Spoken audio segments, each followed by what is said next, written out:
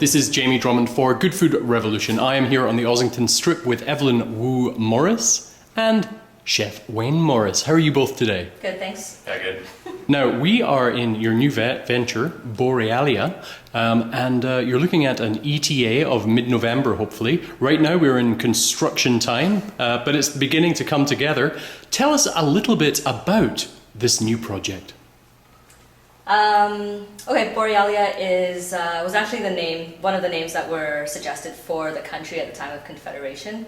Obviously, Canada won that one, but we feel it really reflects the kind of food that we want to do, which is all our menus inspired by the historical recipes of the early settlers and the natives and basically subsequent immigrant groups in the 18th and 19th century. And we're taking them and revamping them and modernizing them for today's palate, because obviously the stuff back then was not too tasty, where you cook asparagus for 10 minutes and expect it to still be crunchy. Sounds like my mother's cooking there. So with the menu, you're talking about all of these recipes that look back at the past.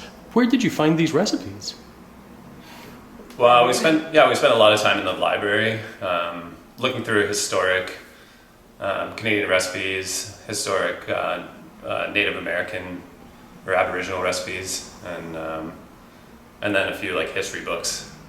Like a lot of the first cookbooks that were printed or written in Canada, the home cookbook was written or published in 1877. We have a lot of recipes that we've taken from there, and a lot of them are basic, like sweetbreads and peas. And obviously, you can do a ton of stuff with sweetbreads and peas, but it's just how we're going to be. We're taking these really open-ended ingredients and then just kind of twisting them and making them into our kind of style, if that makes sense. Right. Perfect sense. Yeah. Thanks. Yeah, and we're actually taking one of our dishes is inspired by Samuel de Champlain, who brought this dish to Lord de Bontemps in, what was it, 1605? Mm-hmm.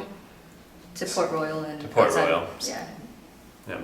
And it's just one of his dishes, and we're taking that and kind of making it, because the way he did it's just no way we can actually serve it in a restaurant without everyone's hands getting extremely dirty. It's a mussels dish, but we're tweaking it to make it, to kind of try to replicate that flavor as much as possible and kind of give the diner the experience of something that was appreciated, 4 centuries ago. Now, you've worked in some interesting places around the world, have you not?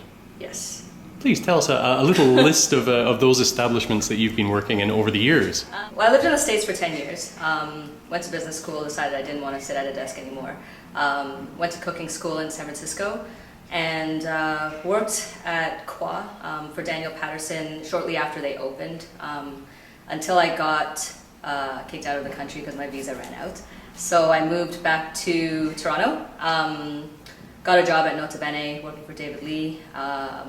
But I wasn't ready to be in Toronto permanently. I think it was the pain of getting kicked out of the US was too strong at that point. So in San Francisco, I had met someone who worked for the test kitchen at the Fat Duck. So I applied for a stage, went there for a stage, got offered a job. So I was a chef de partie in the restaurant kitchen, and then spent 5 months in the development kitchen working for doing dessert development for Dinner by Heston, which is now in the Mandarin Oriental. Yes. And I knew that was going to be my last kitchen job. I knew I needed to learn front of house. And yeah, so I came back, worked for O&B, and then moved to Kelowna to work for Waterfront Wines. Right. Where I met this guy. And let's hear a little bit about your history, sir, because you're not from around these parts, are you? No, I'm not. Well, I'm closer to home than I was when we met in BC, but I'm from Nova Scotia originally, and I went to culinary school. I think I started at the age of like 24 or something, a little bit later than most, but really dove in and figured I had a lot of time to make up, so I did a lot of studying and research, and then I worked in Halifax after culinary school for a year, and then moved out to the Okanagan Valley, where I worked at the same place, Waterfront Wines, where we met for 6 years, which was a great experience. I got to learn about the importance of sourcing great ingredients, not overworking them or anything. And yeah, I got to work under a really great chef. So What have you discovered are the greatest challenges when it comes to opening a restaurant in downtown Toronto? I think everyone, when they open a restaurant, goes in it thinking, oh, we're going to be the exception.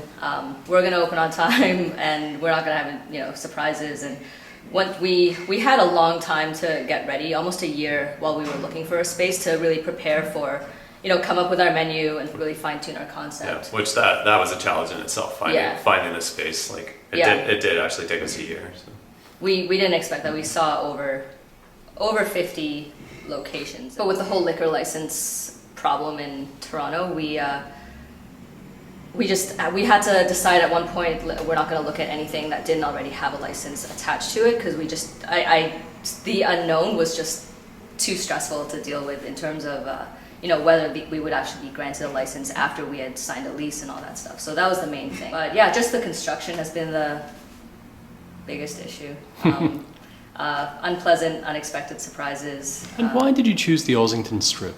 I think it had a lot to do with our target market. Yeah, we're looking seemed like a no-brainer. Yeah, we're looking for like a lot of people in their late 20s to probably late 40s will be our target. Educated diners that are looking to try something new. They're not just looking for the same menu that you can find in a lot of different places. And Wayne's going to be doing things that are a little bit more adventurous. Game meets and stuff like that, where we know that people in this area, Ossington and Queen West, Dundas West, are open to trying stuff like that. So it seemed like a no-brainer. Really. Excellent. Now, if people are wanting to keep up on developments at your restaurant, where would they be going for information? Facebook, Borealia. Instagram at Borealia _TO. And Twitter as well, same handle. Excellent. Well, we wish you all the best in your future endeavours on Ossington, and look forward to dining with you very soon. Thank you very much, Evelyn and Wayne. Thank you. Bye for now. Bye.